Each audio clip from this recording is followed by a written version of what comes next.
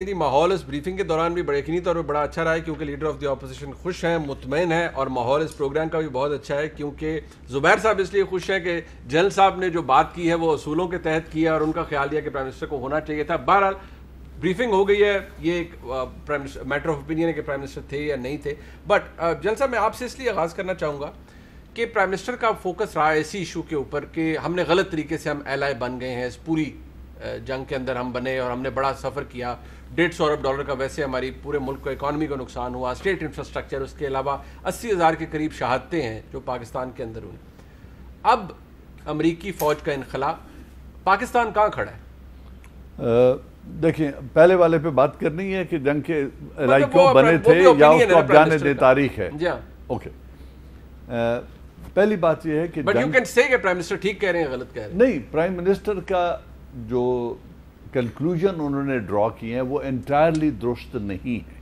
اس کی وجہ یہ ہے کہ اس وقت جو آئی سیف فورسز آ رہی تھی، امریکہ کے اوپر ایک حملہ ہوا تھا، ان کے ٹوئن ٹاورز گرے، بہت آدمی مرے، mainland America was attacked, اور اس کے ریسپانس میں they went to United Nation and they got the umbrella of United Nation, اور وہ افغانستان میں چڑھ دوڑے القاعدہ کے اوپر. رائٹ اور رانگ، یونائٹڈ نیشن نے ان کو ایک اپروول دی اور ویسٹرن کنٹریز کی ایک یونین کولیشن بنی جس کو امریکہ لیڈ کر رہا تھا. ہم یونائٹڈ نیشن کا ممبر ہوتے ہوئے جو اس وقت کا معاہدہ ہے، اور میں اپنے دونوں پارلیمنٹیرین دوستوں سے یہ کہوں گا کہ آپ اس کو نکلوائیں اور دیکھ لیں، اس میں کائنیٹک یوز کی پاکستان کی سرزمین سے اجازت نہیں تھی، لیکن کائنیٹک یوز ہوا which was violation. President Musharraf should have taken a position کہ آپ کے ساتھ لاجسٹک سپورٹ کا معاہدہ تھا، emergency rescue and relief operation کے لیے جیکب آباد کا بیس آپ کو دیا تھا، آپ نے اس کو نان کائنیٹک یوز کے لیے تھے، آپ ریکونیسنس ڈرون اڑا سکتے تھے، آرمڈ ڈرون کا استعمال نہیں کر سکتے تھے، لیکن وہ ہوا وائلیشن آف دا ٹریٹی. امریکہ آیا، اس نے صاحب بہادر نے مستی کی، زور دکھایا. President Musharraf did not object to it and he did not boot them out, he did not cancel the resolution. That is where things went wrong. یہاں تک اگر پرائم منسٹر کہتے ہیں کہ اس وقت ریئیکشن کیوں نہیں آیا تو I would support him. But اگر یہ کہیں کہ ہم رائٹ فرام دا بگننگ ہمیں یونائٹڈ نیشن کی جو ایک اپروول تھی اس کا حصہ ہی نہیں بننا چاہیے تھا اور انکار کر دینا چاہیے تھا، میں سمجھتا ہوں کہ خدا نہ کرے اگر آج یونائٹڈ نیشن کے ریزولوشن کے تحت اس ریجن میں کچھ ہوتا ہے اور پھر پاکستان کی ضرورت پڑتی ہے تو it would be a big challenge. General Musharraf did not go to the parliament at that time. He should have gone because there was a so-called parliament. آج کے جو حالات ہیں، اب withdrawal ہو رہا ہے، وہاں پر ہم فیئر یہ کرتے ہیں کہ وہاں ایک سول وار ہو سکتی ہے، وہاں نیشنل آرمی کی وہ کنڈیشن نہیں ہے کہ وہ اس کو فائٹ آؤٹ کر سکے. وہاں پر جو ایک حکومت موجود ہے اس کو اپنی بقا کی فکر ہے.